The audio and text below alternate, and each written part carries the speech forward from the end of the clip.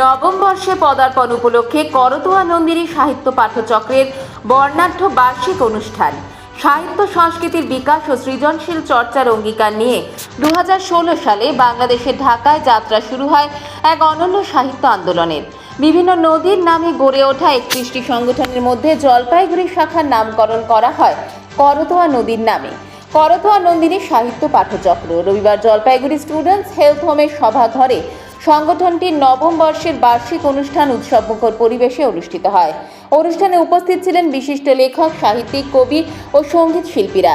তাদের উপস্থিতিতে সভাঘর প্রাণবন্ত হয়ে ওঠে। অনুষ্ঠানের সূচনায় আমন্ত্রিত বিশিষ্ট ব্যক্তিদের উত্তরীয় স্মারক ও ফুলের তোড়া দিয়ে সংবর্ধনা জ্ঞাপন করা হয়।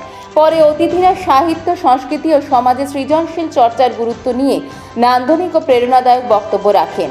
তাদের হাত দিয়ে করতোয়া নন্দিনী সাহিত্য পাঠচক্রের নবম বর্ষের বার্ষিক পত্রিকার আনুষ্ঠানিক উন্মোচন হয়।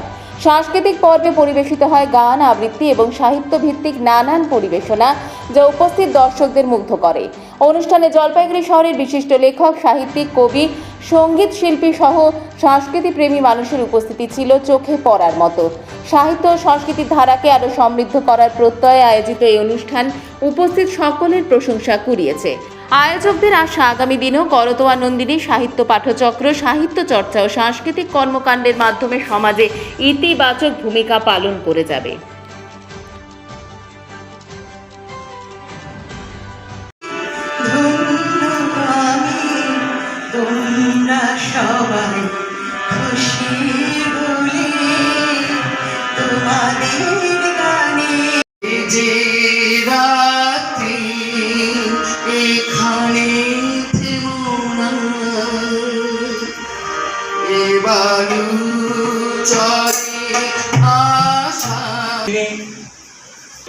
আমি বিশেষ কিছু বলবো না, আমার শরীরটা হচ্ছে ভালো লাগে।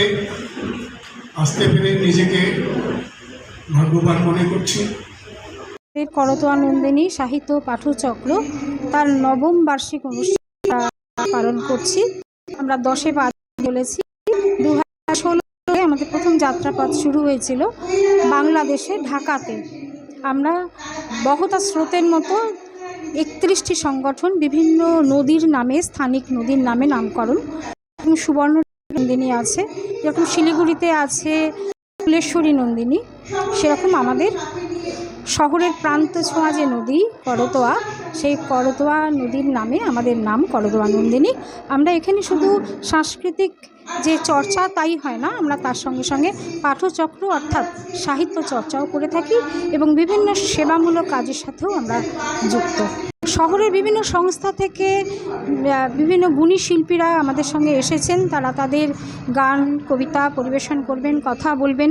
মানে আসলে আমরা করতোয়া নন্দিনী পরিবার একসাথে পথ চলছি ঠিকই, কিন্তু শহরের বিভিন্ন সংগঠনের নন্দিনীদের হাত ধরেই কিন্তু আমরা খরস্রোতা হতে চলেছি এবং আপনাদের মতো সাংবাদিকরা আমাদের সঙ্গে আছেন বলে সবাই মিলে আমাদের আরও বেশি স্রোতস্বিনী হয়ে উঠছি।